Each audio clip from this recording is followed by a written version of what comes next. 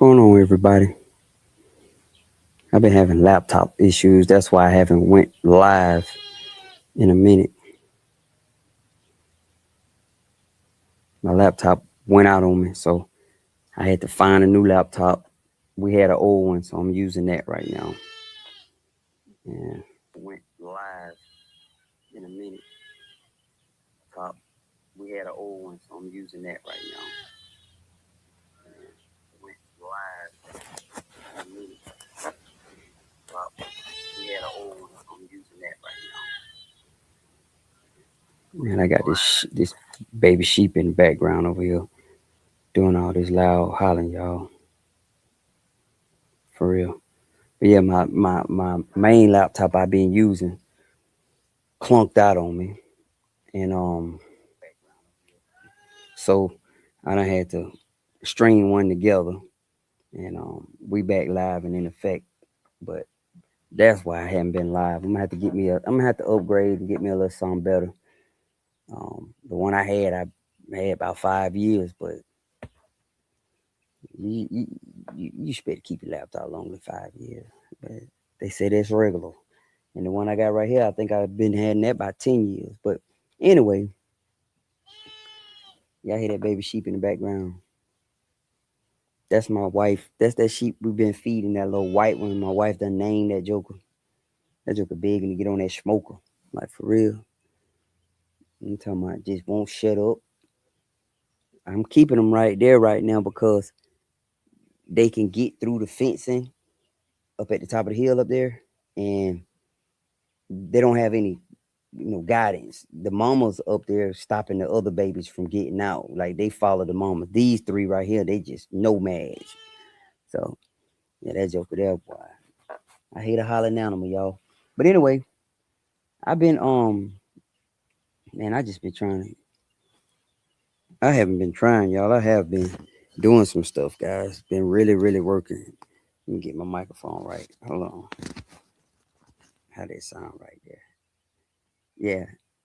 So I'm praying and hoping this doggone laptop don't go down. Let me read the comment. Hey, what's going on, Lahoma?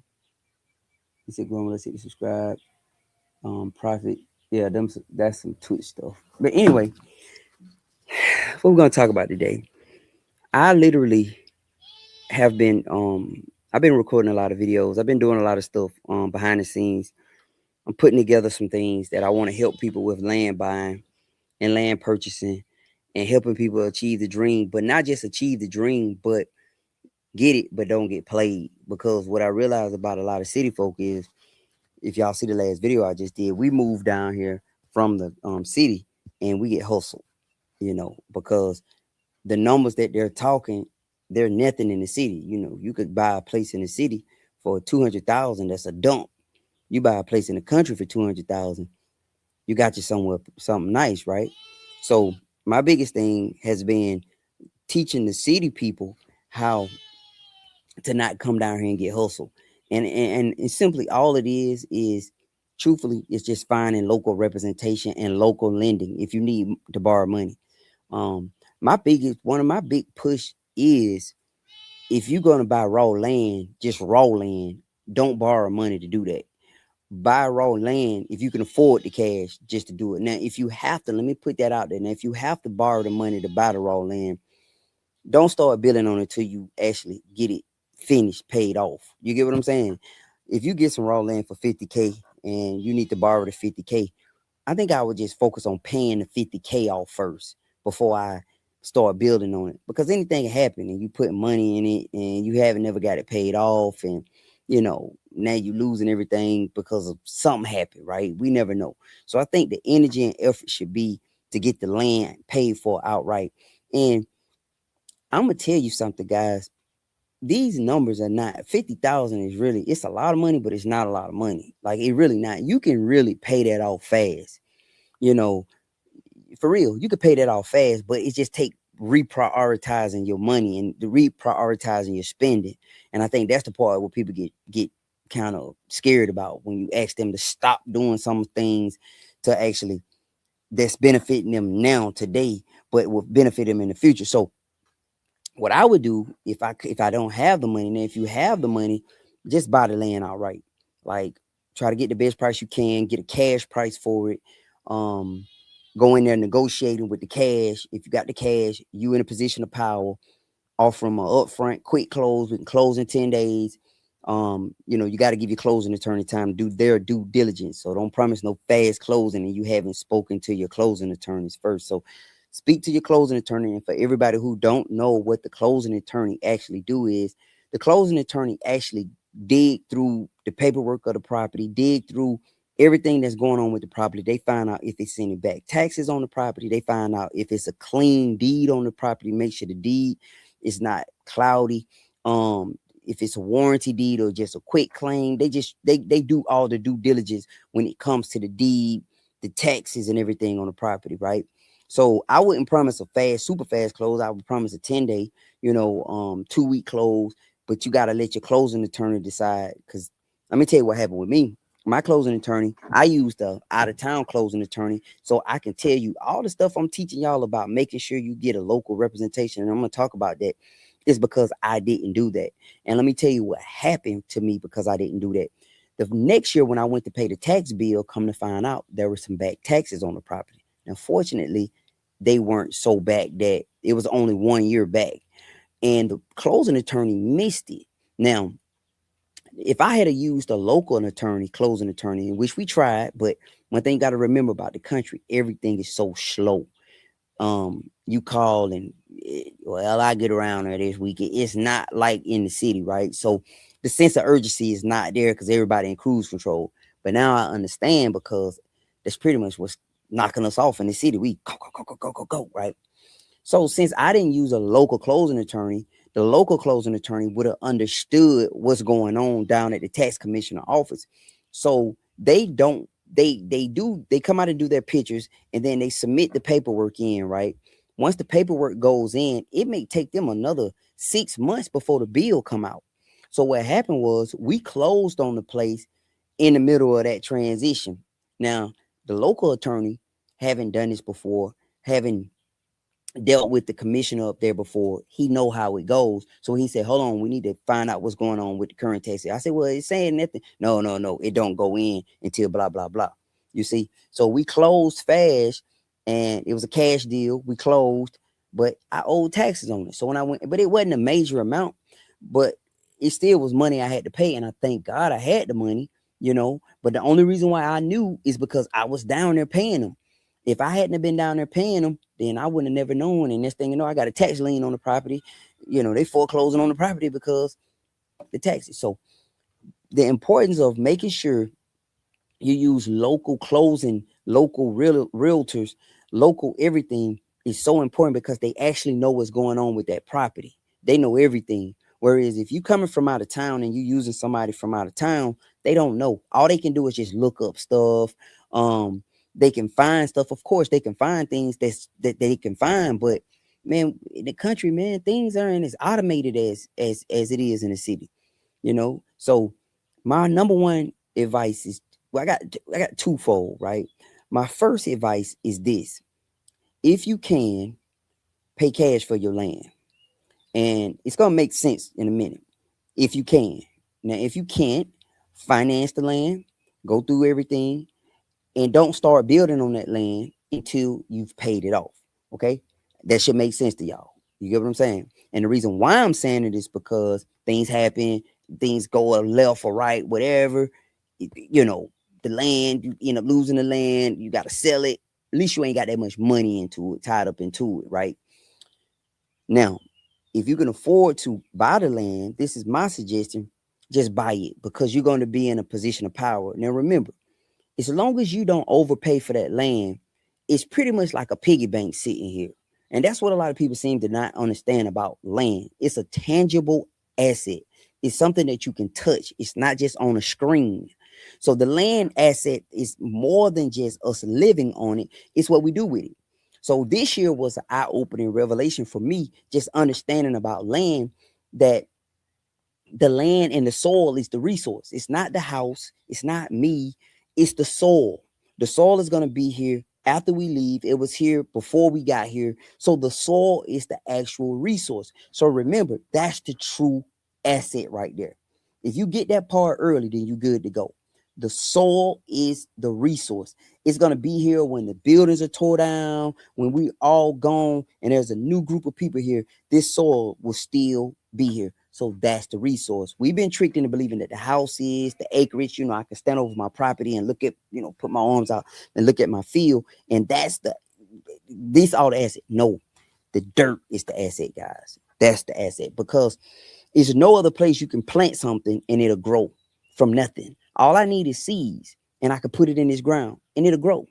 You see, so I can create a lifestyle from this soil. I can create a way of life from this soil. I have.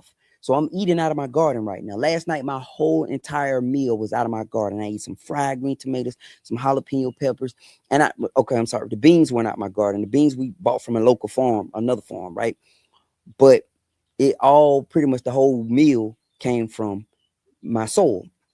So understanding that the soul is the true asset, then I want to get as much as I can and not just have it to talk about it, but truly use it. Because we've grown accustomed to building these big monuments on the asset. So we build these monuments that's just going to decay away. The houses, the barn, we need them, but that's going to all decay away. But the soul is never going anywhere, right? It's never going anywhere.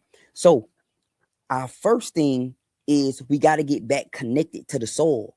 The Bible talk about we come from dirt and we're going to return to dirt, right? It mentioned dirt. We come from the soul. We're going to return ashes, dust, dirt to dirt, whatever, right? So listen, we've been so disconnected from it that we don't see it for what it is anymore. We've been so disconnected from the soul that we don't see that it's the asset. So you get some cash, buy you some land, guys. Buying that soil, buy that dirt. You're buying that dirt. If you plan on eventually living out there, that's one strategy. If you don't plan on living out there, and you're just trying to scoop up as much as you can with your money, I think that's a safer bet than a lot of other investment engines. I think land is a safer bet, because it's truly not going anywhere. Now the markets go up, the markets go down, etc. But I feel like it's a true tangible asset at the end of the day. Even if somebody's trying to buy you out, you can sell them and get that money. You get what I'm saying? Or somebody want to build and you're in that way and you just say, look, man, just give me 200,000 and you only pay 15 for it 5 years ago or 20 years ago. I had a friend of mine that happened to him for real. And he made a deal sitting in a barbershop. Because I used to cut hair. And he said he paid 17,000 for it, and he ended up selling it for over 100K just because the person who was building this subdivision or whatever needed that piece of land, and he made money. So if you got money and you're sitting on the money, take the money and buy you some soil, guys. Buy you some soil, get you some dirt. If you want to eventually live on it, then you're gonna have to buy you a piece of dirt with a place on it. I had a conversation with guys. I just had a conversation with an old friend of mine, and I have a conversation with another guy. As a newbie, as a person who just getting started, never buy undeveloped land. Don't do it. I don't care how cheap it is. The undeveloped land, that's the cheap land, the $2,500 an acre, the $3,500 an acre, right? That's the cheap land. That's the land that everybody sees and want for cheap, right? That's the dream. I could buy 50 acres for that price. Yes, you can. But you're gonna have to develop it. So they sold it to you at such a great price because you're gonna have to spend quadruple that just to develop it. What I mean, bringing the electricity on your place. So the number one thing I think, if I had to focus on one thing when I buy my property, the first thing I'm gonna focus on is road access. You cannot build on a property you cannot access. So you need road access. And I'm not just talking about the road in front of your property. We're talking about to get down into your property. So even if you want the power company to come down and put electrical line, they need a road. Okay. So that's the first thing I learned out here. You can't build on what you can't access. So if you want to buy you a property, number one, if it's in undeveloped property, your number one first expense is going to be cutting you a road in there. And that's where a lot of people reach their first eye-opening experience with properties, because you think, oh, that's a little dirt, man. That's $20,000, man. 25K, 30K, depending on how far back You trying to go with your road, right? So people start saying, "Oh man, I want a property that's way back in the woods, can't nobody see." Yeah, that sound good. It does until you need 50,000 just to cut the road back there, like and get gravel spread.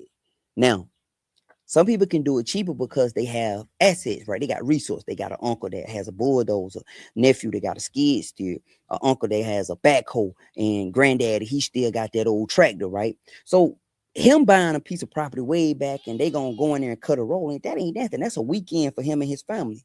But if that's not you, don't do it. Don't do it. It sound good, but if I showed you my messages, I'll show you how many people that say I got 100 acres. I inherited 200 acres. I have this and I don't know what to do with it. Like literally, what am I supposed to do with this, right? So the first thing has to be a road. Has to be a road. The next thing has to be water. You have to get water on that place. You do. So you need to get water. You can get by without power. You can go straight 100% solar, which is a good idea, man. So if you got to spend 20K to get your power brought to your property, you really need to focus on solar, because you could probably get a nice system for 20-30K, but you're gonna have to do a lot of the work. If you got to bring some people and the people have to install them, then that's a different story. But if you just buying the panels, the batteries, everything that come along, all the parts that come along with it, you can get something nice for 30,000, but you're gonna have to do work. So that's the big thing, because that's where the hustle come in. The hustle don't come in on the parts. The hustle come in on the people charging you more than the actual parts to do the work. But solar 100% off grid, and that's beautiful. I wish my place was like that, right? And I can get like that. Pull the meter, tell them to come take their meter, but I'm gonna need solar. So my first thing would be water. We need water. A well, depending on how deep it is, will cost you 8, 9, 10, 15, $20,000, depending on how deep they have to go. So most well companies, I found this out as research. I have not purchased a well, but I'll talk to somebody and a few people that got wells, and I also talked to a well person that drill wells. How they do this: set a set fee to drill so deep, right? So they'll say, we'll go 100 feet for this amount, right? Or 50 feet, whatever, for this amount. And if they hit water within that, then your fee covers that. But let's say they got to go another 50 feet. So they're going to now start charging you per, you know, depth they have to go. And let's say you got to go 200-300 feet in the ground to hit water. You're spending money. So you might have started out with 15,000, 14,000. I asked around, it was 14K to get a well dug, but it's like 100 feet. After that, I think it might have been 200 feet or something. I think it was 100 feet. And after that, it's per depth, the per foot, not foot, but it's like so many, whatever, right? So we need water on the place. We can live by candles and sunlight, because one thing Hurricane Helene taught me, y'all, and I want to say this for real. When we were out of power, we was out of power for 7 days during Helene. It taught me that we don't need as much lights inside the house as we think we do. We don't, because you can open up the blinds in the daytime and you got natural sunlight. At nighttime, if you need, lights inside, you can do candles, or you can, something, but you don't need as many lights as you think you do. Hurricane Helene taught me that. We was out of power for 7 days. So I learned a lot. So now we're going road access, water. Road access, water. Now you have to make a determination. Do I want to go off-grid power? Because now it's time to get the power. Do I want to go off-grid power, or do I want to go grid power? If you got 30,000 to spend, and let me say this, because I don't think people really understand what it's going to take to develop a property. That's why my push is for all y'all to buy developed properties. It got a little rundown mobile home on it. It may be leaning sideways when you get out there. It's ugly and it's in disarray, but the infrastructure is there. Somebody has already spent the most important money. You can get that place moved out of there and get you a brand new mobile home set out there. They quick to finance you if you got a piece of property now. I'm telling you, they'll bring that mug out there quick, right? And you got decent credit and got an income, oh man, they'll bring it out there. So I don't care about the habitat. I care about the power, the septic, and the water. That's what I care about. Now, let's say you going the opposite route, which is your right, right? You have to decide if I'm going to go on grid or off grid electricity. Me personally, I'm going to go off grid with the money. Now, this is what I need for you to understand while I'm talking to you, right? Apologize for the sheep in the background. She won't stop hollering, but it is what it is. This is what I want you to understand, and I need you to get this point. When you're bringing power to a place that don't have power to it, you have to pay for that. You have to pay for that. So let's say, I want you to get it. Let's say your place, the while I was talking, something flew down my neck, throat, y'all. Let me get it together. But let's say they need to go 200 feet down into your property. There is copper inside that wire. That's copper, guys. They're not going to give you that copper. You got to pay for that. Now, certain counties, certain companies will give you so much, right? But let's say where I'm at right here. Y'all see all the way up that hill up there. Let's say they had to bring the electricity from up on that main street all the way down here. Man, they're not going to do that for free.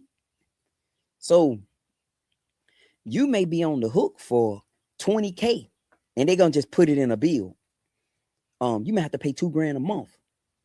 Straight up. You may have to pay, $1,000 a month to pay for that. You hear what I'm saying? So you have to kind of understand it. I think underestimated the cost is the number one failure point for people who want to do this.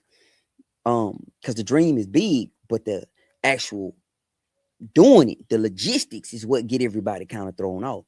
So if you got to spend $30,000 on some electricity, now that's assuming you have it. You might as well go. Sorry, you might as well go off grid. You might as well go off grid, and that's 100% solar. And yes, I would put me a generator, probably a propane generator out, because on my bad days, I can, when it's not sunlight and it's not that much coverage, I would use my generator to charge my batteries on my solar, on my system. But yeah, I don't know. I can't say that. You know why? I'm gonna tell you another reason why. Sorry. Another reason why going off grid may not work. I've just thought about this while I was talking. It's the internet. The internet. So where I'm at, we got great fiber internet. That's how I'm streaming right here, y'all. This internet booming. Y'all see how clear that is, right? It's clear, right? The internet booming.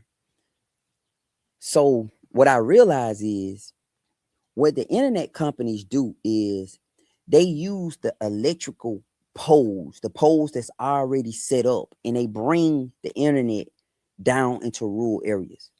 Now, if those poles don't exist, they got to put new poles. I actually saw that.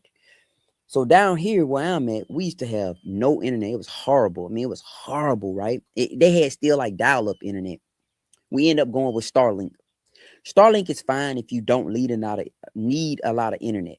Me, y'all see what I do. I'm in front of a camera. I'm streaming. I'm uploading videos. I can't get by without good internet, right? So Starlink don't work for me. But let's say you don't need that much internet. Starlink will work. It was perfect. Starlink worked perfect. I'm telling you. But it only is going to work if you, because they have what they call data caps. So I had 1 terabyte. And at the end of the month, if we almost out of 1 terabyte, they'll start slowing us down.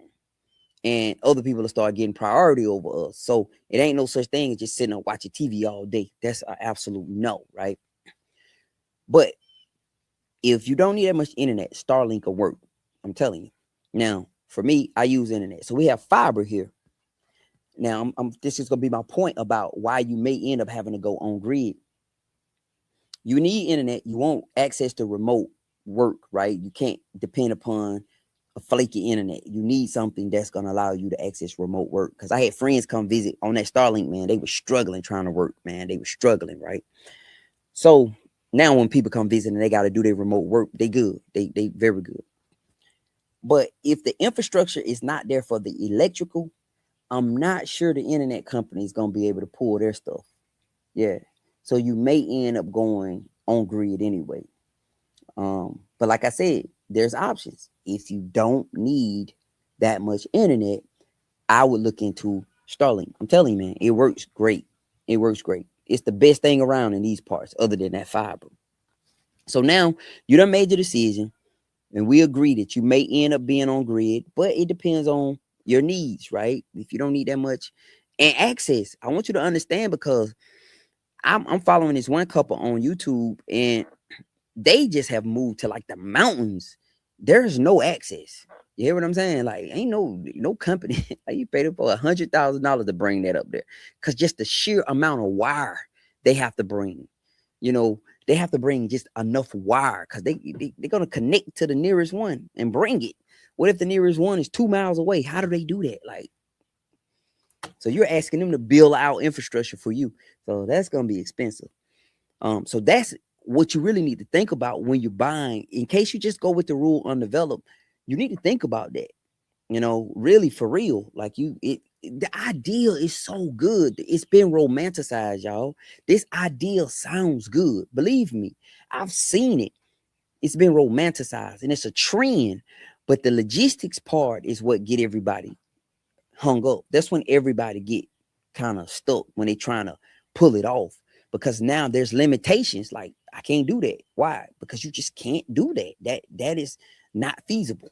We don't have $300,000 to bring no internet up this mountain. You get what I'm saying? So think about that.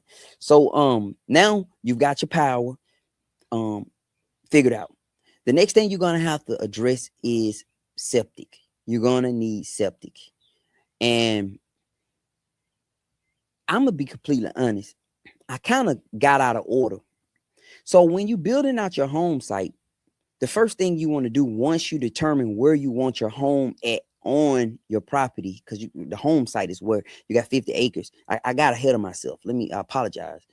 Once you determine your home site, you got to do a perk test on that site to see if that's a good enough site. Right. So you want to build at the highest point on your site. Whatever is the highest point, because you don't want the water to run to, you want your water to run from your property, but you got to build at the highest point on your property. That's what you want your home site to be, right? So now you got to get your perk test. I kind of got ahead of myself. The perk test is what's going to determine if your soil can absorb water, excess water coming off of your septic tank. Now, if it don't perk, you can still build there, but it's gonna be more expensive. So I posted a video about it won't perk, and I talked about it's not perking, because I would not advise you to buy a property that won't perk. If it won't perk, I don't advise you to do that, because the issue is you're gonna have to try to sell that property whenever you want to sell it, right? And you're trying to sell a property that won't perk. So that means I don't care how much you got on this property, how much you done built it out, that property won't perk. You hear me? So you can buy a property that won't absorb the water. You get an engineer out. They could do all kind of stuff to make it work. Okay. True. Would I advise you to do it? No. Why? Because it's going to be a struggle to sell it when you want to sell it, because it won't perk. You can't get a septic permit for it. Well, you probably can get a septic permit after they do the engineering, but you think about it. If you was buying a property, would you want to buy a property that's been engineered to perk? You'll be like, I don't know about that. You see what I'm saying? So once you determine your home site, that's the first thing you should do before all that other stuff. That's due diligence. But I talked with someone recently, and we were talking, and they were getting ready to buy. They're getting ready to close on their property, and he was just trying to decide, should he do the perk test without knowing where his home site is going to be. And I was like, well, that's a waste of time, because if you don't know where your home site is going to be, why would you do a perk test? You just randomly doing perk test. Perk test $300, $500, just depending on what your county is. So you need to know if the soil going to perk. That's important. I kind of got ahead of myself. Once you determine that it will perk, then you can go on to the other stuff. But I just, it's just too much, y'all. When it comes to rural undeveloped property, for me to look you straight in your eyes and say, yeah, that's a good deal. I can't do it. I can't do it, especially when you done been in apartments and suburbs your whole life. You don't know anything about this stuff. You don't have any resources. You don't even know who to call when you get to the town. Who should you call? Remember, when you move to these rural country towns, it's not like in a city, man. It's not that much help. It's not like it's a lot of people that's doing this stuff. In the city, you can go to the Home Depot and find a contractor. Like straight up, just bump into him. He got a tape measure on, man. He in there trying to get work, acting like he looking for wood. Hey, man, you at home? Yeah, man, I do it. What you got? That's how a lot of them get work. Hang out in the Home Depot all day. It ain't like that in the rural areas. And then even if one of the things I found out when I got down here was that a lot of these people don't want to even don't even want to come back here. So I had a lot of brothers who, when I first started, I asked them, could they I know they can do the work. And I asked them, would y'all come down there and do it? Yeah, I come do it. Man, none of them showed up. I don't know if I was too far away. I'm too deep in the country. None of them showed up. So I end up going, y'all see me having one guy out here, Stephen White. He was out here because he was the only one that showed up. Nobody else showed up. It's literally hard to get people to come back in these woods to build your stuff out for you. So you need to understand it. So how the money should be spent, in my opinion, a better spend is buying a place that's semi-built out already. You got you a home site, so that means you may have to go in there like we did and renovate the whole property, put some paint up on the wall. Just, it may be sitting, smell funny, paint to do all that. Throw some paint up, throw some new floors down, some baseboards. You good to go. Maybe throw some paint up a couple of accents walls, just bring it back to life. Hang some pictures, you good to go, right? We came in here and renovated the whole place. Gutted one whole bathroom. That one, no joke. Took a big spring tub out and had to put a regular size tub in. It worked out. I'm glad we did it, but it wasn't no joke. Learned some valuable lessons. Had to run plumbing, did all that, right? But it ain't hard to do. It's not hard to do it. Hard to do it all. So you find your rural places, leaning. You may want to go out there and tear it down. Tear it down. If I was starting and I had cash, I think my move would be get me an RV, build me a pole barn. So I get me an RV. I build me a nice pole barn. A pole barn is just a big old shelter over my RV. So let's say I build me a big one if I have cash. So I get me an RV, put my RV out there, build me a big old pole barn, a nice pole barn. A nice one, because that pole barn, if you do it right, can be the beginnings of you a barndominium. You get what I'm saying? If you build it right. So you build you a good pole barn, you use some 6x6 posts, big posts, and make you a nice pole barn and park your RV up under there. That RV, parking that RV up under that pole barn has just bought you a lot of time. Now, if you need some time to get your money back right up, you need to get your money right, then just work, live in your RV and get your money right. You hear what I'm saying? And then you can come back and say, hey, I saw this done. I saw a guy do this.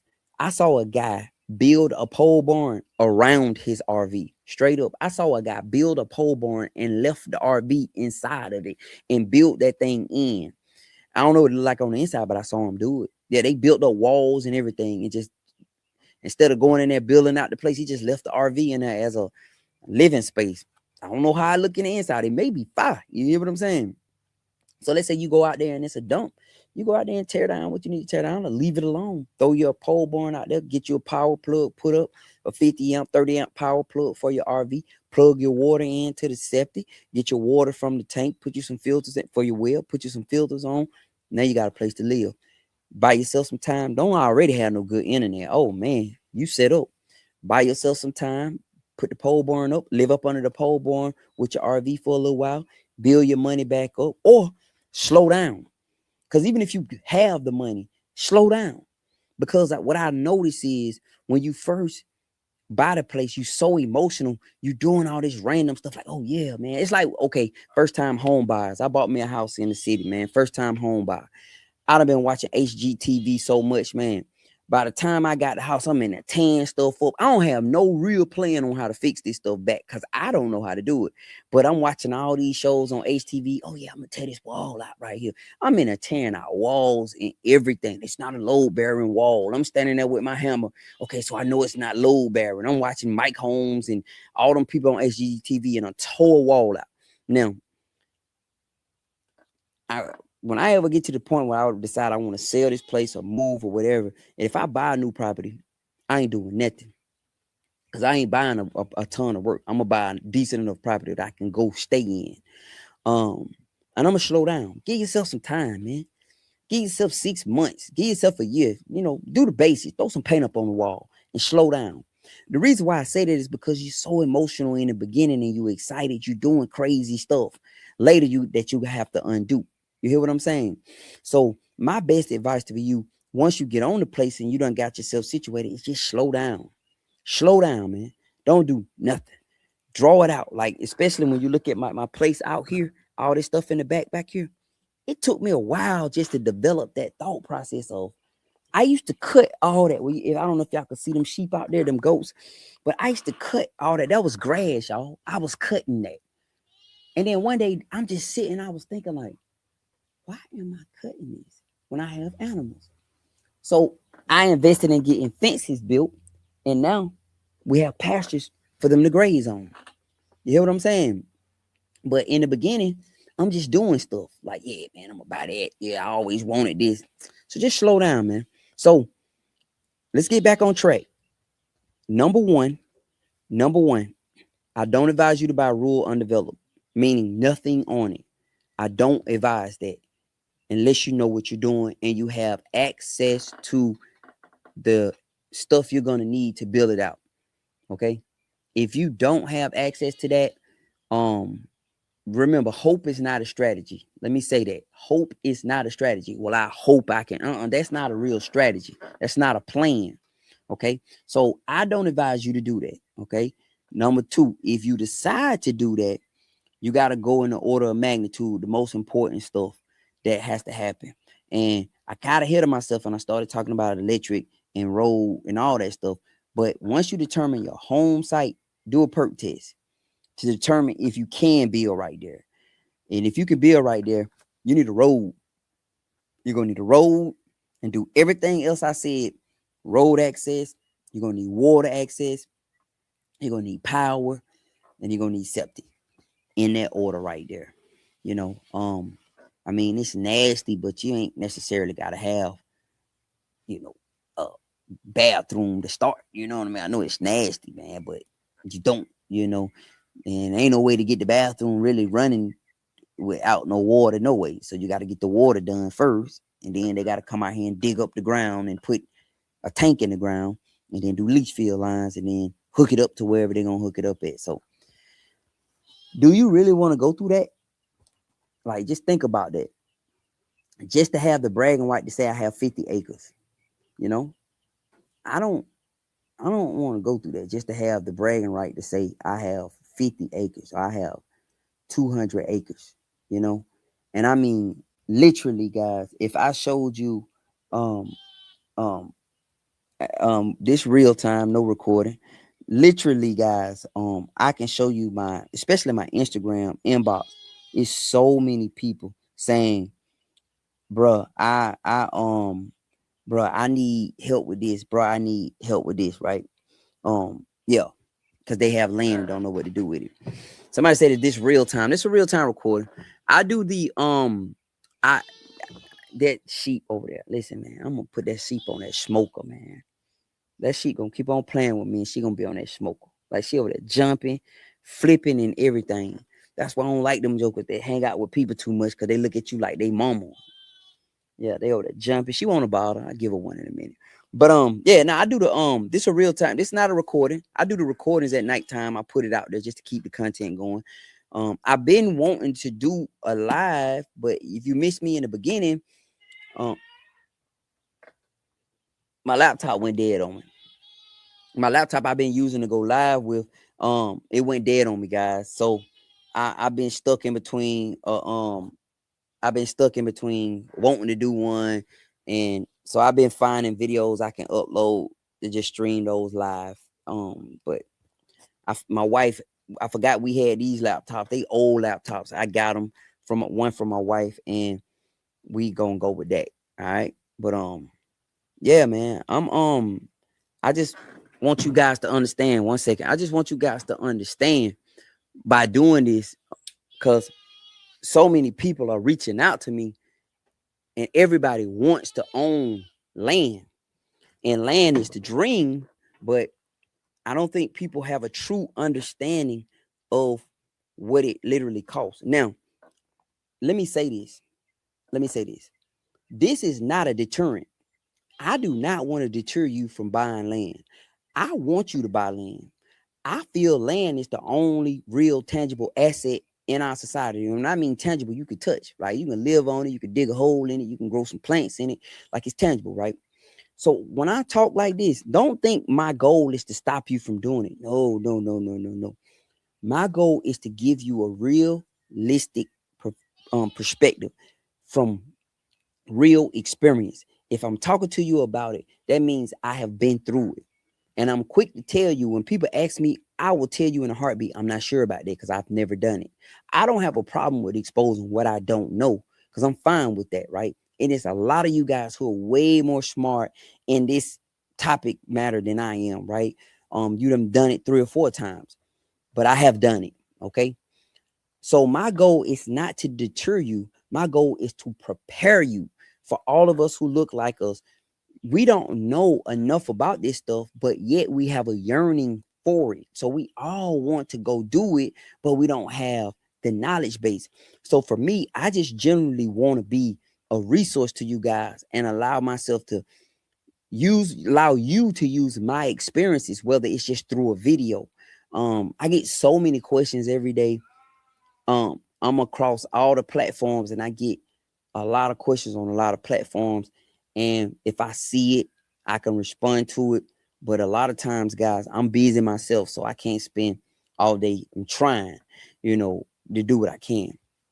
But I want to not just teach you, but I want to just lend you my experiences to try to keep you from making the mistakes I did. That's why the video I just posted, I just posted it on one platform. I was talking about finding local representation when you get ready to purchase a property. Never, and wherever you about to buy it at, don't use an out-of-town lender and an out-of-town realtor. Don't do that. Use in-town people. The reason why is because they can guide you through the true what's going on with the property. And then another thing with the property, let's say there's a mortgage on the property and the local bank has the paper on the mortgage, right? It's their property pretty much. And let's say you choose to go with them for financing, it's just writing papers for them. They don't have to wire no cash.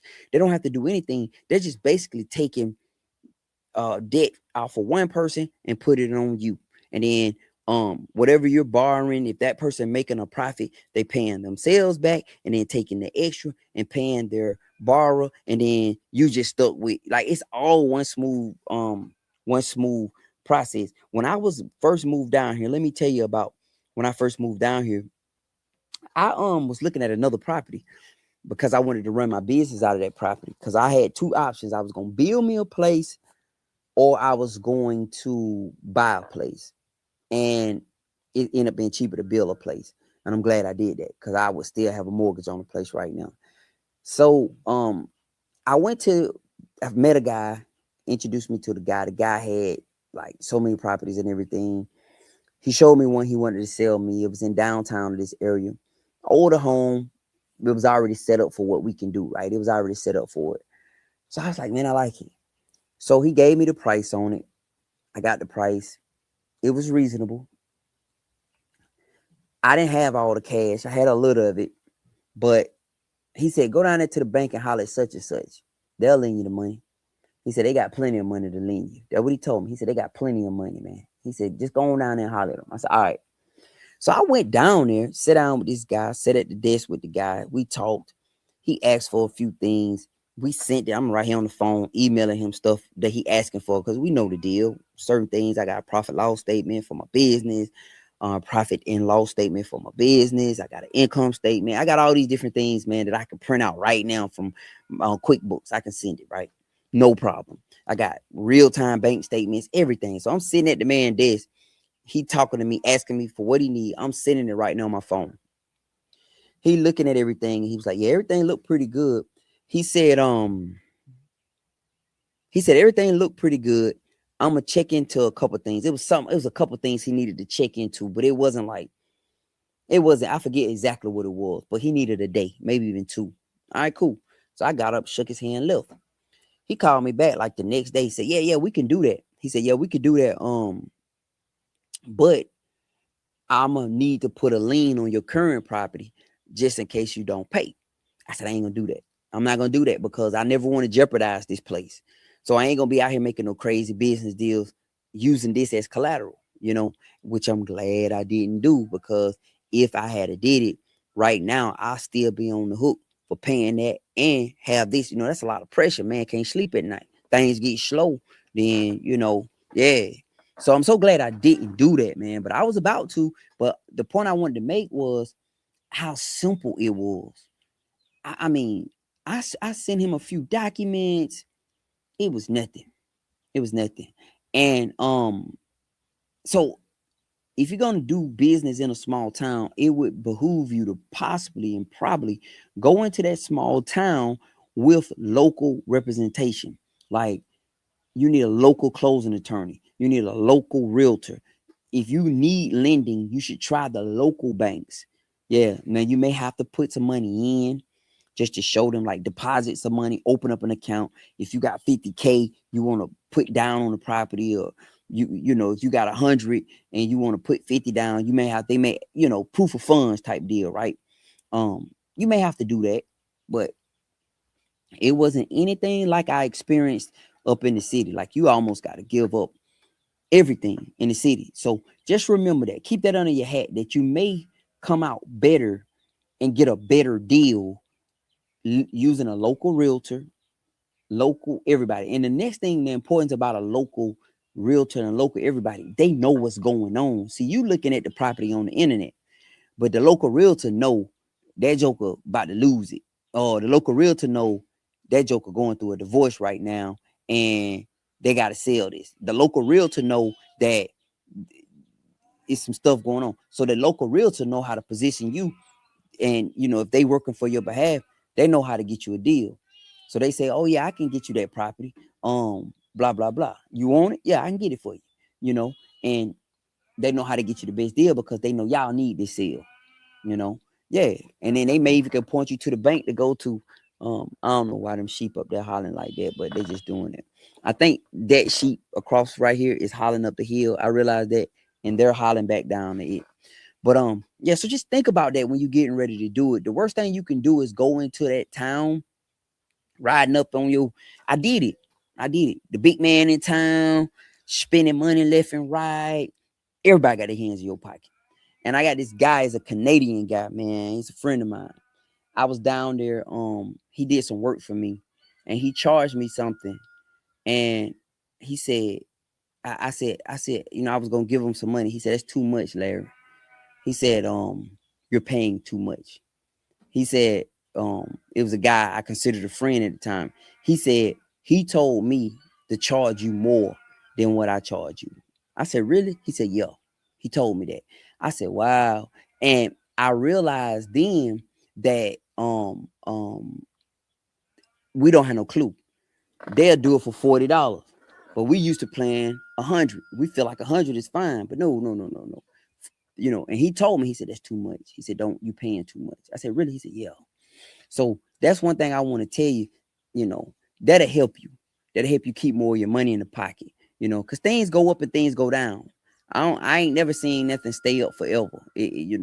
Business come, business go, business rise, business fall, and it rise again. The people who can weather all the ups and downs, they call them ebbs and flows, are the ones who successful, not the ones who do good in one particular moment. Because you got people who can do well in a moment or in one season, but they can't weather. They can't weather. When it goes down, they don't know what to do. They don't know how to make it. They done gave up and walk away. You know, they don't know, they didn't position themselves. So being prepared, getting yourself ready for anything, what allows you to stand. So that's one of the things I want to encourage you, man, with, man, about getting local representation and help when you come into the city. But absolutely buy the land. Buy the land. If you can afford it, buy something tangible. Buy it, but buy it right. Don't go out there and buy no doggone swamp. You don't went out there and bought they done sold it to you for 30,000, and you done bought 15 acres, and they took pictures of the first 3, and the other 12 acres is mangrove swamp trees in the back there that you got to figure out how to, you done bought a wetland back there. You got gators in the back, don't even know it. You get what I'm saying? So that's the main thing. If you buy it right, buying it right, that's what's going to assist you in the future. And when you buy it right, it becomes not just an asset to you, it becomes an asset to the community as well. Because what happens is, as the value of this property rises, everybody else's property go up. So they love to see your property. When they come in and appraise this property is now valued at blah blah. Now that's a comp for them. So if they want to sell their property, refinance their property, or whatever, they can use your last appraisal or the last tax assessor assessment on your property as a number that they can comp, and they can refinance their property like that, or they can pull equity out their property, So yeah, man, it becomes a asset to the community. So that's what I'm doing out here, man. This a piggy bank, but it's a real live asset that you can touch. And I'm just now scratching the surface on understanding that. Remember that when we end this video and this stream, if I cannot leave you with one thing, the best thing I can leave you with is the soul is the true asset. You build on the soul. You buried in the soul. You see what I'm saying? Like the soul will be here when we gone. The soul sustains. Like the soil can be in ill repair right now, but if you do what you need to do with that soil, or leave that soil alone, it'll fix itself. You can grow stuff on the soil. You can live on the soil. The soil is the true asset, and it took me a while to get there, but now I'm there, and I know that. Okay, so let me see, guys. Yeah, shady people overcharge. Shady people always overcharge. That's how it go. That's how it goes, guys. Hey everybody, let me see where y'all from. Shout out where you from so I can shout you out. I didn't look at the comments. And another thing is this laptop I'm using is weird, y'all. What's up? What's up? What's going on? What's going on, y'all? Let me see. Okay, let's go up. Hey y'all. Hey, everybody here. Everybody. Yeah, they say you can reproduce things that somebody said, Deborah Davis made a good comment. She said you can reproduce things you get from the land, but you can't reproduce the land. That's absolutely. The land is, you can reproduce the land, guys. Reproduce from the land. What's up, Dallas? Moultrie. Every time I go to Moultrie, I go down to Moultrie. I always buy good stuff in Moultrie. I ain't gonna lie. I'm always on Facebook Marketplace. I'm not anymore. I'm tired of Facebook Marketplace. But every time I can say this hands down, Moultrie has been one of my best places to go buy stuff in. Hands down. Every time. Them 2 Moors I got there, I bought them out of Moultrie. They got a county auction down there. They do in Moultrie. I got those Moultrie out of Moultrie. I met a dude down there. He had a pressure washer. I got brand new pressure washer. I got it from him down there. Moultrie is a place I definitely don't mind going to. I like Moultrie, man. Moultrie is a little town, man. A lot of people don't know about Moultrie. Moultrie is a little town, man. Moultrie is nice. Dallas, Texas. What's going on? Georgia, Vero Beach. What it do? What's happening? North Carolina, Low Country. You live in the barber chairs. You want to hear the story about the barber chairs, Tiffany? Your name is Tiffanyana Jackson, child Tiffanyana. Okay. What do you tell the bank to get the loans? Is it better to borrow or come with you? I would come my own money to make it easier if you can. It's hard to buy a piece of property that there's really no comparables, and then the bank is taking all the risk because they lending you money for a piece of property that hasn't even developed. So if you can buy the raw land, then you can also use the land. You can leverage the land. So let's say you want to build your house on the land. If you buy the raw land, which I wouldn't advise you to really do, without knowing what you're doing. Now, make sure I say that now. But if that's the route you have to go, because a lot of people cannot afford the 200,000 to buy the place with the house on it. But if you have to buy a raw land, then make sure you buy the raw land right. And number two, pay the raw land off, and then you can use the raw land. You can leverage that with the mobile home company. See, because I would get me a mobile home. The mobile home company will build that mug. They'll bring that mug out there. I'm telling you, man, it's nothing. My grandmama them signed paperwork. They came down here one day, signed the paperwork. Didn't even know they was gonna do it. We found the place, walked in, signed the paperwork, picked out the one they wanted. Now, only thing they had to do was when it went through underwriting, send this, send that. But we did all that digitally. And the lady told me, Larry, you're gonna have to have a permit soon because we're gonna bring them. I said, how soon? Man, about a week later, she was saying it's ready. And I had to make sure I had everything. So yeah. And you love the barber chair. So Tiviana said she loved the barber chair. So the barber chair comes from when I used to work at the barbershop. A lot of you guys don't know I used to cut hair. I used to cut hair off Counter Road in Decatur, Georgia. And I was a barber. And the owner of the barbershop, shout out to Dennis Mitchell, he was getting ready to close the shop down. And I went by, I used to always swing by and check on him, see how he was doing, because business had gotten tough. And he said he done with it. And I told him, I said, Dennis, if you ever sell, if you ever close the shop, let me know. I want to buy my barber chair from you. The chair I used to use and I used to cut hair in. I have 2 of them. He said, all right, Larry, I got you. So one day I was sitting at home. He said, Larry, you still want that barber chair? I said, yeah, I want a barber chair. He said, come on, man, meet me on Panola Road over here. I got them. I got 2 of them. No, he said, I got 1 of them for you. I said, okay. I rolled over there. He had another one. I said, what you want for that one, Dennis? And I think he gave me that with $50 or something. It was cheap. We got it. Helped me load it up. Took it home. So these are the chairs that was in the shop when I worked there. These chairs represent a lot more than me just sitting in it right now. Let me tell you something. It's almost emotional just for me to tell the story, because I was so broke trying to cut hair and make money. And if you ever did barbering or any kind of service-based business, where you need people to come shop, I ain't talking about a plumber or nothing, but you need people to decide they need a haircut. That's tough at times. And I remember sitting in there, man, and just, man, it was tough. So I made sure I bought these, and now they sitting on the front porch of my place. And I always come out here and we sit them and kick it in them, but they mean more to me. All right. So, yeah, Houston, Texas. What's up, Houston, Texas? Houston, Texas. What's happening? Brooklyn, New York. What's happening, Brooklyn? But you live in Smyrna. Hey, what's happening, brother? Sister, hold on. Oh yeah, sister, how you doing? Good evening, Gulfport. Listen, man. Shout out to Eddie Denson down in Gulfport, man. He came through for me, man. Good man. Helped me with my grass. He called me the other day after he saw the video. And he said, Larry, man, I want to tell you that's some good grass, but he also poured some more knowledge into me that I'm getting ready to use on these other 2 fields over here, that I'm going to use those for my fall grass and winter grass. Come on, let me catch up. Good evening. Rocky Mount, North Carolina in the house. What's up? Biloxi, Mississippi. What's up, Cedric? What's happening, brother? Where my sister Teresa? She in the house. She doing something. She in there doing something. You better leave that. We've been eating. She cooked frog legs today. We ate frog legs today. Man, I'm on this garden stuff. I'm back on my garden again. Now I'm growing enough. Man, I'm eating straight out my garden, y'all. When I say straight out my garden, I'm eating straight out my garden. I'm eating peppers out my garden, tomatoes out my garden. I'm getting ready to harvest eggplant. We ate okra the other day out my garden. We back on the garden for real, y'all. Let's see. Yeah, she in the house doing something. Delaware, what's happening, Miss Rose? Let's see. Oklahoma. Hey, Nashville. What's up, Nashville? I got a friend of mine live in Nashville. Prince George, VA. What's up, Prince George? How y'all doing up there?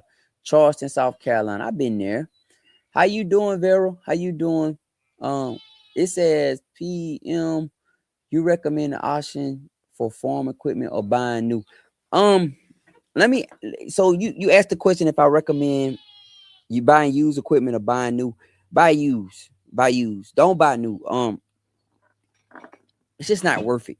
it's not worth it. I mean, the kind of prices you're gonna spend. And when you say farm equipment, okay, in general, I'm talking about like a tractor, um, some stuff you can find cheap. Like y'all just saw me buy a discer, and I bought that discer new.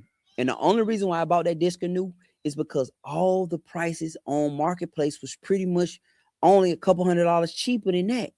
So I just had to ride a couple hours to get it. So it'll make sense to you when to buy new.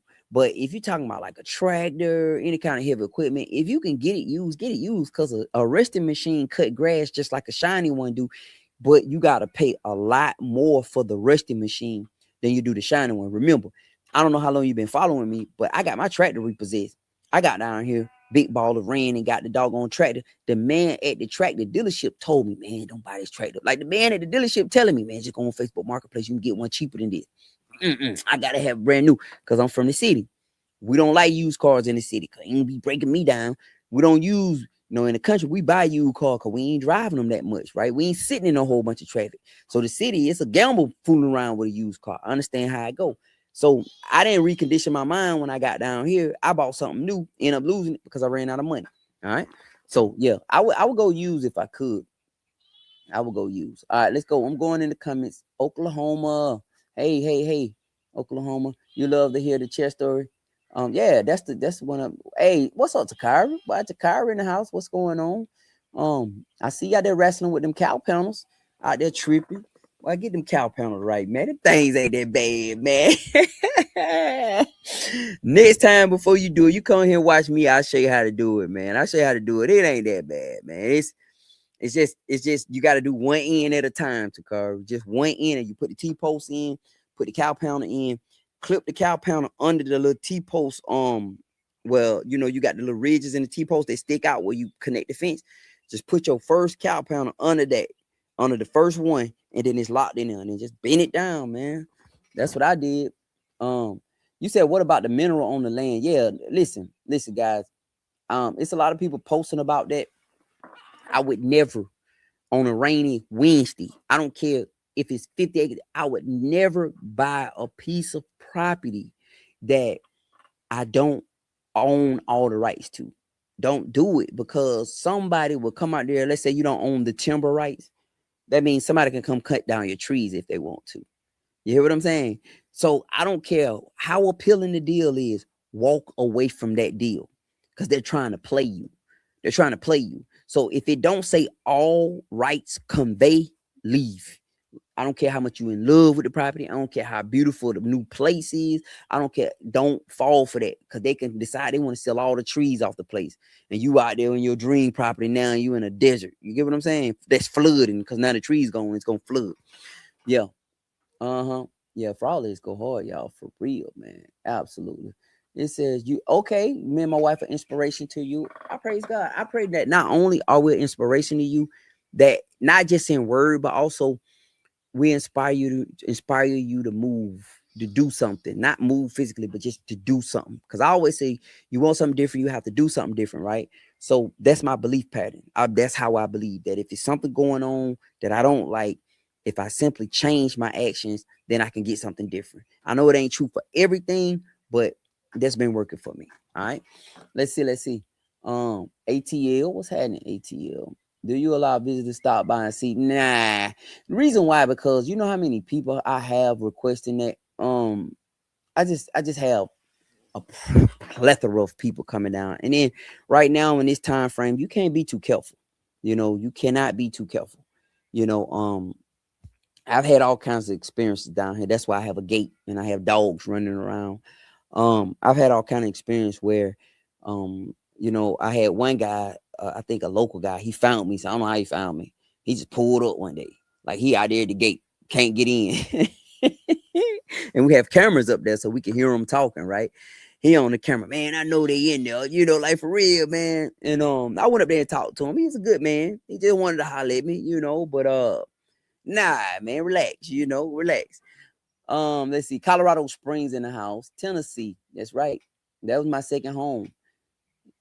What's that? Is that Utah, Alabama? Utah. I never even heard of that. I've heard of Eufaula. South Carolina in the house. Look, everybody barking. My dog's locked up. My sheep right here hollering because she ready to eat. Dude, them ready to come out, but they good because I got them some. I had a goat process, and I got the bones and everything left over. They gonna eat good tonight. I went and got the bones. I got all the organs and everything. So they about to eat good for. They're gonna eat good for a minute. I got some good food for them. So I'm gonna just put a little kibble in there with it, and put some bones, put some organ meat in there, and some. I got some. Yeah, they gonna eat good, and some eggs. I like to put eggs in there. Don't do too much of the eggs, but I do put eggs in there. But yeah, they over there hollering. They ready to eat. I'm about to feed them, and then I gotta let. If y'all can see them jokers in the back there, I gotta get ready to put them on Sparks. Hey, I was just in Sparks today. Literally, I was at the Dollar General in Sparks off of is it Roundtree Bridge Road?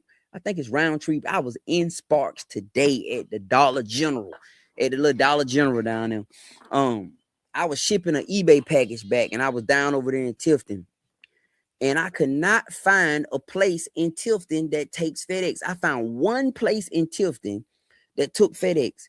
And when it was a Walgreens. And when I went in there, the girl said, we can't take no more until FedEx come get them. And God had threw me a line in the road. I seen a FedEx truck, but I didn't know if he was going to take my package or not. I should have stopped him. So I went down there to Sparks. I was in Sparks, fell up in the Dollar Tree. Man, I did not leave my package down there. Man, I ended up going all the way down to Douglas. I was in Douglas because it's a pretty, the machine I bought was, I spent a little money for it. So I don't want to just leave it in no Dollar Tree in Sparks, Georgia. So I was like, nah. But yeah, I was down there today. Yeah, I was down there today in off of, is it Roundtree Bridge Road? Is that the right road? But I was just down there. I sure was. It said, what do you do with your animals when they pass away? Burn them up or dig a hole. It depends on how big they are. Lately, I just been burying them. You just bury them. A lot of people say you feed them to the dogs. I don't know what they passed away from. You see what I'm saying? And some things are transferable to the dogs. And I don't want to knock my dogs off. So most of the time I just burn them up or I bury them.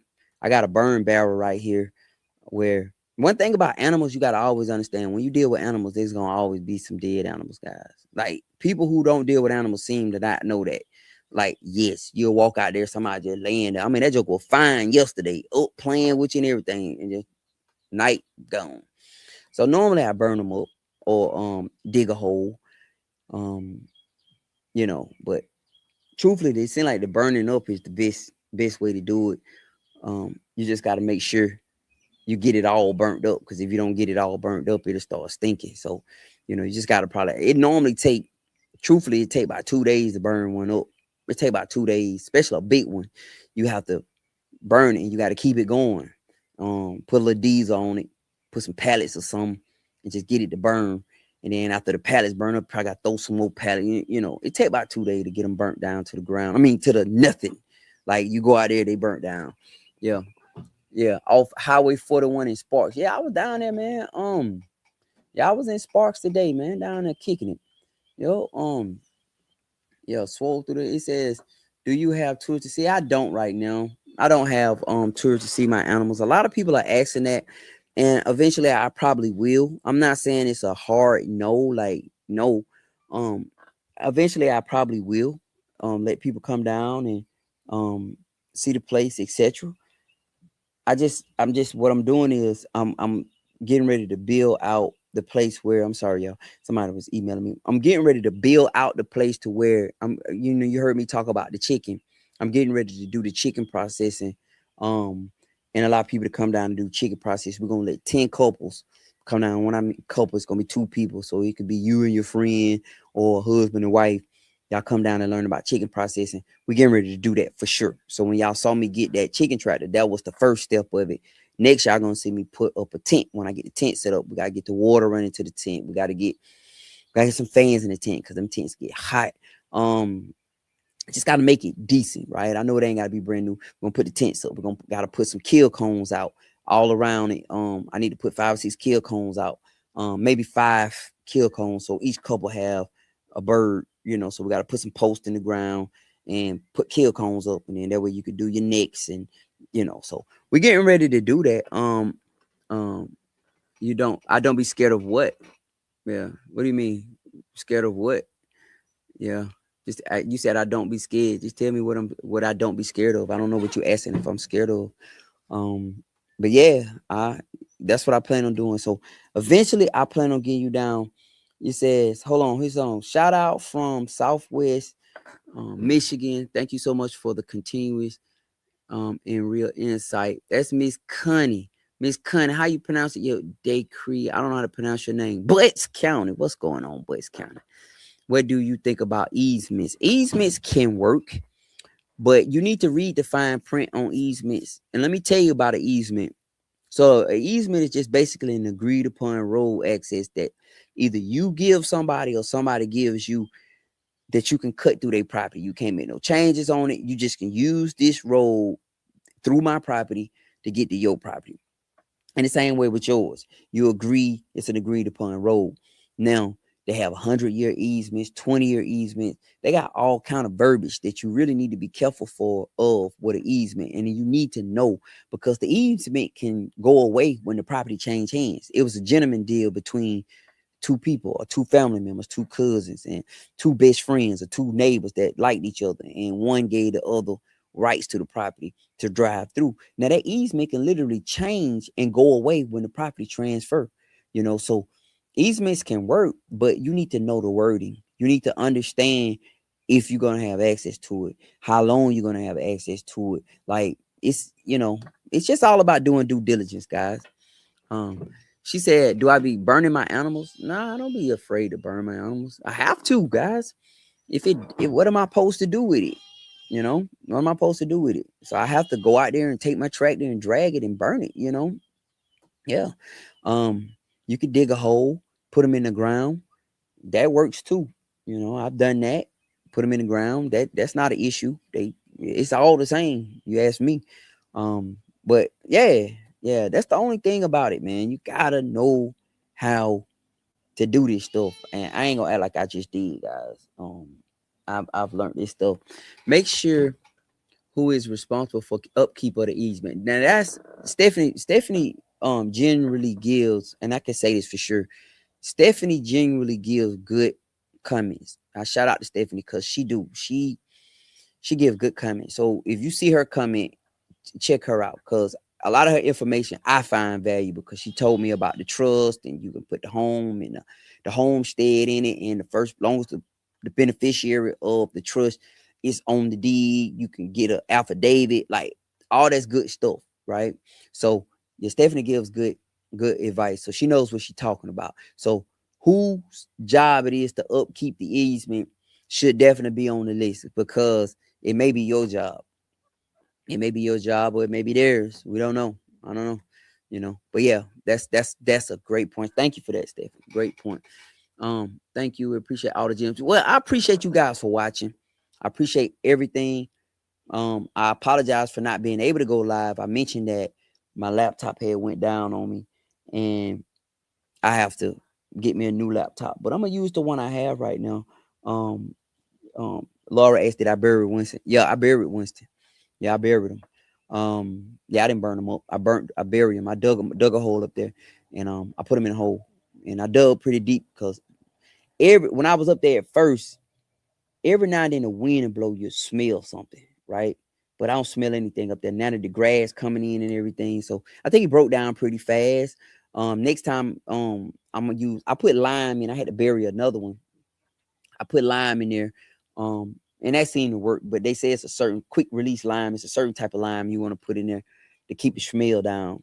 But I ain't really had no problems with the smell, and I haven't had any problems with animals digging up. Now, one thing I can say when I talk about this stuff about my property is my property pretty much is 100% surrounded with fencing. The backside surrounded with electric fencing.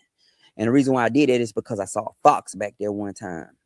And when I saw that fox, I knew that Joker was trying to get in. So we put electric fence back there. And then we have an electric like jumper underneath the gate. So if you try to climb through, he'll get shocked too. And that jumper touched that fence, I got shocked too. You said when is a good time to catch my live? I think that's an issue with me. I don't have a set schedule yet, and I believe that would help me get my views on my live, because I know a lot of you guys want to see the lives. I'm so willy-nilly with everything right now. I'm just wide open. For the last week, I don't know when the last time I did a live. I've been trying to get on every day, but my laptop been crashing on me. It's going black screen. I think it's just the video cards going out on it. And so I don't have a set time yet. And maybe that's a suggestion that I will take, that somebody can tell me that maybe you should do it at this time. And I'll try it and see. I enjoy sitting on the front porch. I like that view. Y'all like that view, right? That view go hard right there, right? That is nice. That is nice. Pensacola, what's going on? How you doing? You said people have many different kinds of animals. What benefits of sheep? I love you guys' channel. Okay. Number one, sheep are like cows. They don't give you one problem. They don't. The only problem you're gonna have with sheep is them all that hollering. You heard it. That's it. That's the only issue I have with my sheep. Now when I first got my sheep, they started dying, and I lost a few of them. But the ones that's left are strong. So I think I got a good breed out the lineage, right? Out the genetics out there right now. Good, strong genetics. The meat, sheep are great for meat. They eat grass. So when you talk about what's the benefit of a sheep, sheep eat grass. Goats will eat grass, but that's not their first choice. Goats want to eat bushes and leaves and all that stuff. So if you have a whole bunch of grass, you want to put the sheep on it. Like, that's my thing. And y'all may hear me say this, that if I had to start over from scratch, I would not do goats. I would not do goats. I would invest all my money into Katani sheep. And I would raise up the best Katani sheep, and I will work with the genetics, and I will build up a nice bloodline of Katani sheep. And I'll put them out there on that grass and let them graze. Like, literally with sheep, man, all you can do is throw them some hay, maybe put some cracked corn out there. They good to go. Goats need copper. You have to make sure their nutrition is good. Now, I like goat. I like to eat goat. Like, a lot of people don't know about goat the right way because they've had poor experiences with goats. But goat meat is absolutely wonderful, especially when you get it fresh. Yeah, for real, it's a whole different ball game. So yeah, sheep is just a wonderful animal in my opinion, especially for a homestead. They are great. They don't bother you. They're not out there getting their head stuck.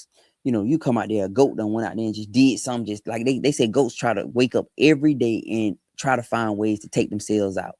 I believe that, because them jokers, they be doing stuff. You like how did you in your mind reach that? You know? So if you want to know the answer, just go with sheep. Yeah. Hey, how you doing? You said you see me live at 12 minutes. Yeah, I do recap. So like this video right here, I'm gonna repost it again at 12 tonight. So people can watch it again. You says, I have a question. What's the best place to buy land? Go to landandfarm.com or land.com. Go in there and look at the filters. And when you look at the filters, you'll understand what I mean, because they have filters that say owner finance. They have filters you can put your max and your minimum budget in there. You can put what state you're looking for. Look up landandfarm.com or land.com and put your state in there. Go look at the filters when you click down, and you can drop down and it'll tell you what your budget is, like what you want to pick for a budget. And if you want to do owner finance, what state you in, all the different stuff, and then let it find you the properties it's looking for. All right, that you're looking for. And then you can pick and choose from those, and then it's going to tell you the realtor and everything. And what I would do is I would compare those properties across multiple sites. So I would go to Zillow, I would go to realtor.com. I would go and I would just search the address, because most of the time, if you just get the address and you put the address in the browser and search that address, it'll come up. Everything surrounding it'll come up. Like if it's for sale on multiple sites and everything. And the reason why I say go to multiple sites is because that probably could already be sold and they just never updated it on this site. Or it's like the one I'm sitting on right now. We was looking at this property and it was under contract, but my wife was diligent. She was staying on top of it. And as soon as it came off from up under contract, it must have fell through. We knew about it. came down here, put an offering on it, and got it. You know, so it takes a little homework and a lot. Well, it take a lot of homework, but you know, you can do it. But go to land.com, guys. Yeah, you say check throughout the day. That is an amazing view. Yes, that is. It is. Yeah, that is an amazing view. I have a question. Yeah, I that's a lot of work went into that view right there, y'all. I'm telling you. Yeah, I'm gonna repost this. You might be able to set your notifications to alert it. Yeah, that's the big thing. Hello, Kim. How you doing? Shanti said you don't want a horse. Absolutely, emphatically, no. And I mean, with every deepness inside of my chest, I don't see a benefit of a horse. I don't see what's the point of a horse. I don't. Now, if we had 100 acres and we had cattle running around and we had to go out there and get them, I can see, because you know a good horse it's a working partner. I done seen them guys with them horses that know how to get them horses and make them horses cut animals off and bite. They call them biters. They can bite the cows and make them move. You know, the cows scatter the horse and the horse come walking up on you on his back, everybody running, you know.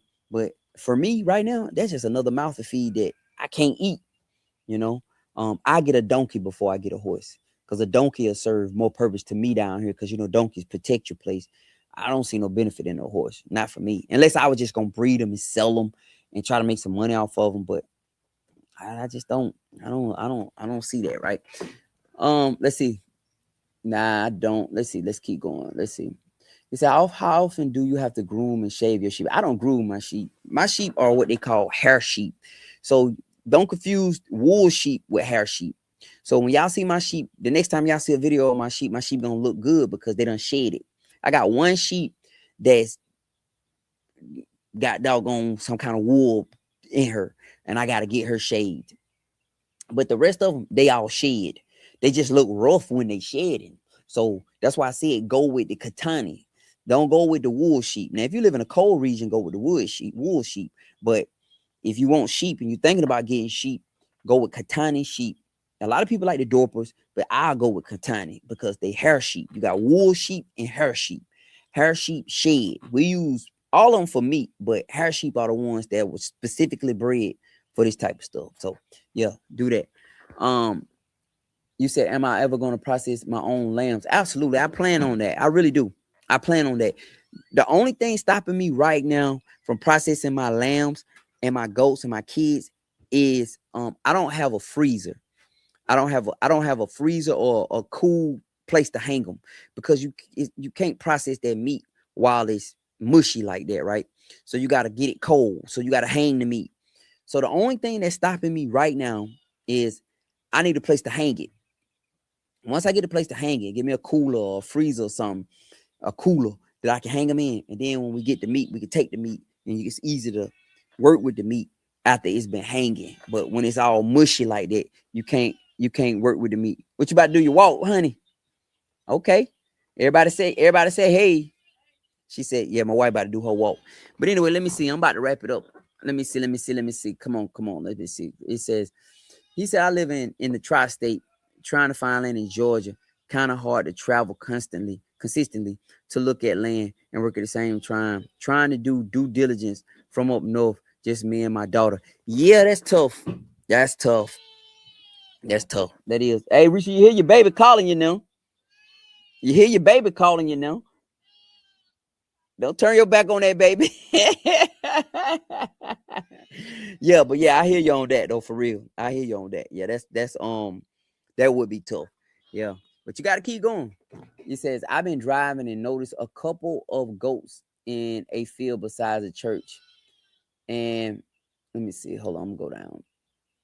Wait.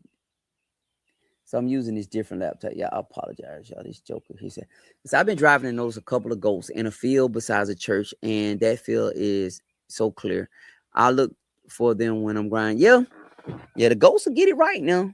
But if you want to get some grass cut down, get you some sheep. The mixture is goat and sheep.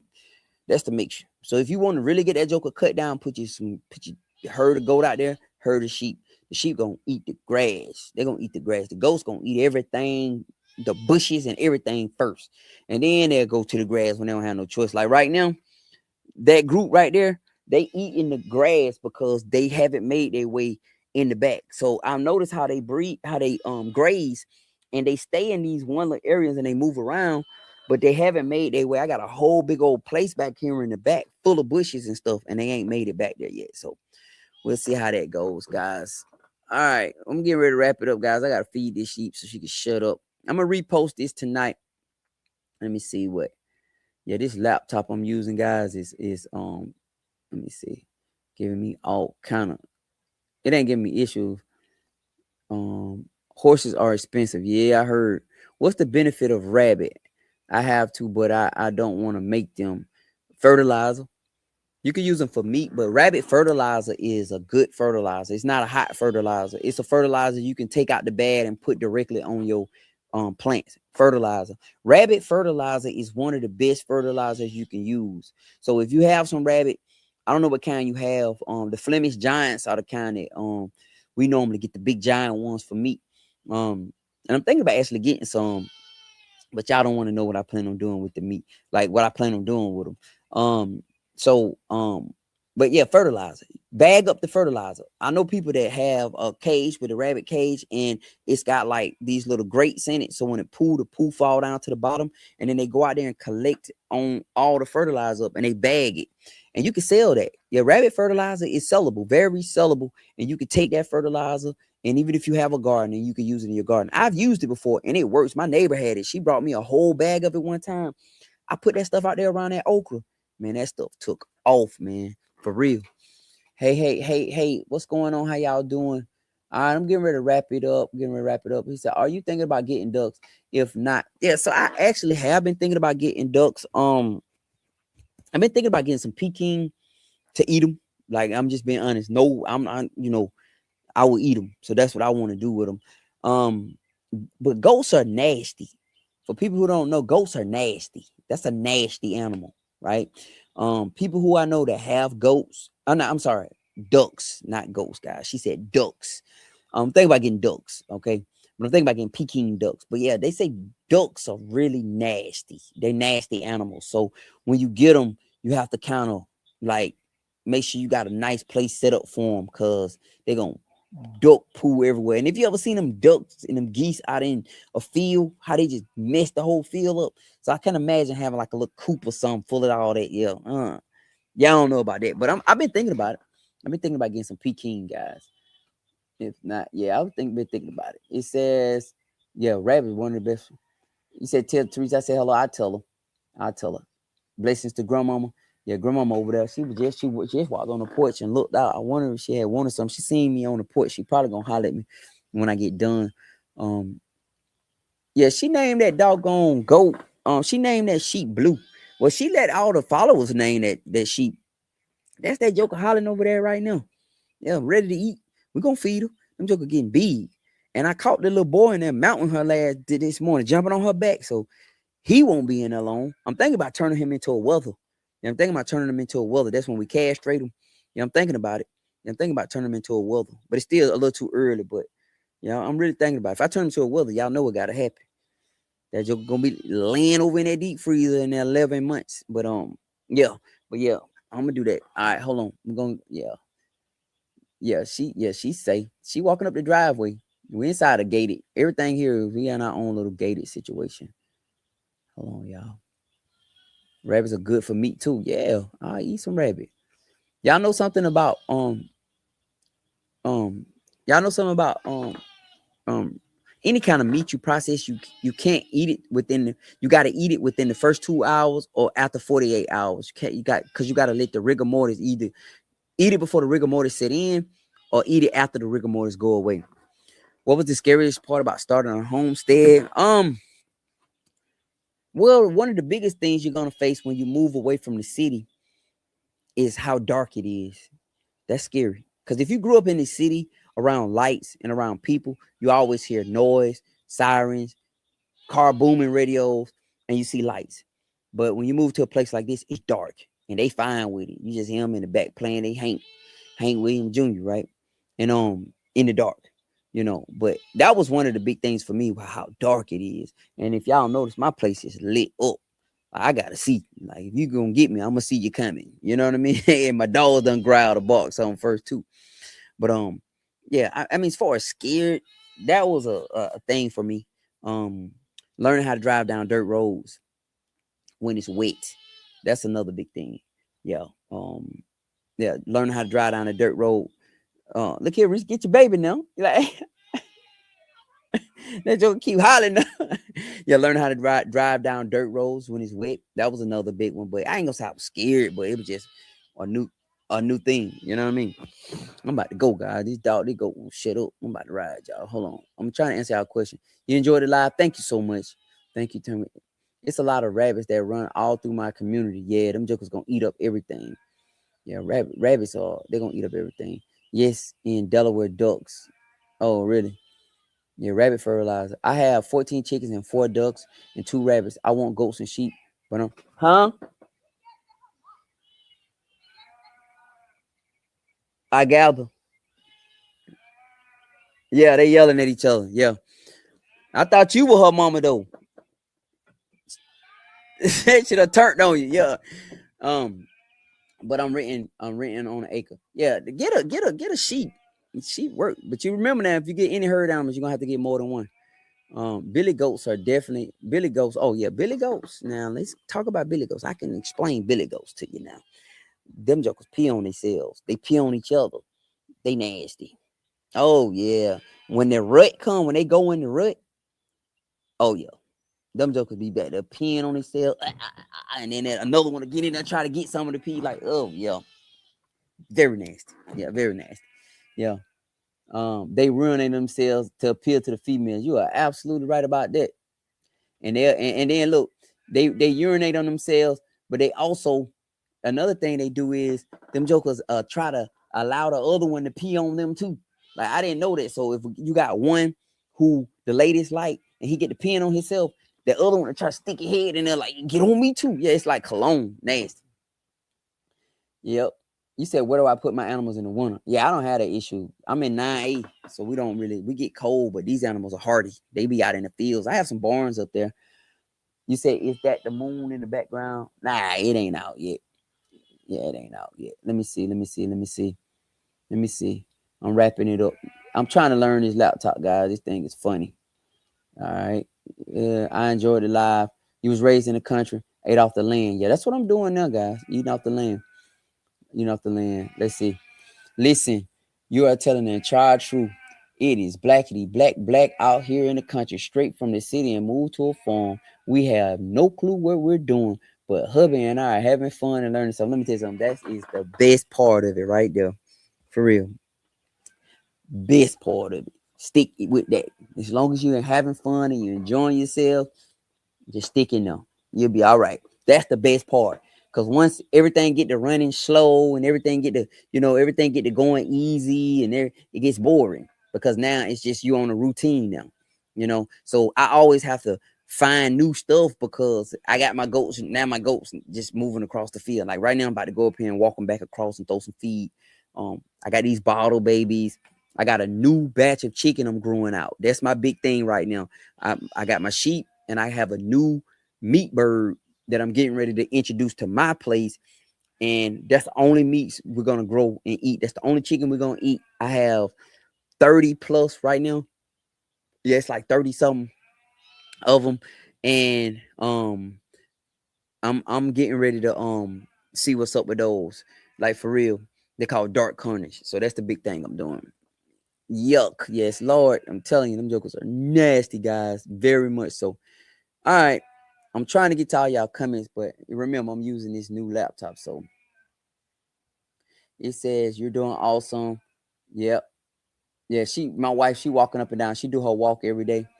I'm about to wrap it up. Yeah, I walk with her, but I'm doing this, so I'm about to wrap it up for the day and be done.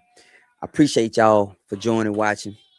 I'm gonna post this again I'm gonna reschedule this for noon midnight tonight. So, you know, I can be live for the other people. So if you see a live in the middle of the night, that's me just because you got some people who I learned are up late at night, like straight up. There's some people be up late at night, like 3 o'clock in the morning. I'm getting comments on the video. For real, be up watching the whole video. So I put that out because I want to keep content coming for all y'all, not just for the group on here, for the next batch too. Some people at work right now, they will watch my video doing work, right? So that's what we're gonna do. But anyway, let me wrap it up so I can go. This joker won't shut up. I gotta move these jokers back over here and put feed up here. I gotta feed a couple of them. Just that little set right there. I gotta feed, and then we good to go. And then we gotta put these bottles out here on these bottle babies, and we're good to go for the night. All right, guys. You was one of them up late at night. Yeah, yes, a lot of people are always up late at night. But I'm gonna repost this. Thank y'all for being on the live, joining, liking, sharing, watching. Apologize for this little annoying little sheep over here. She won't shut up. But we about to get us some feed. We get out of here, man. We get us some milk. All right, y'all. They said they missed you, Reese. You want to come say hey to them? Come on, say hey to him right quick. You should have just walked around the back right here. Here come Reese. She gonna say hey to y'all right quick. Come on now, we wrapping it up. Bless my life. I need it. Yeah, that's one thing about me. Here she go right here, y'all. She want to say hey. Duck down. You see yourself over there. Hey, y'all. How y'all doing? Y'all have a blessed evening. Okay, amen, somebody. I gotta go feed my baby. Yeah. Amen, somebody. All right, y'all. We out. Love y'all. I'm gonna talk to y'all in a minute. All right. This Larry. Peace.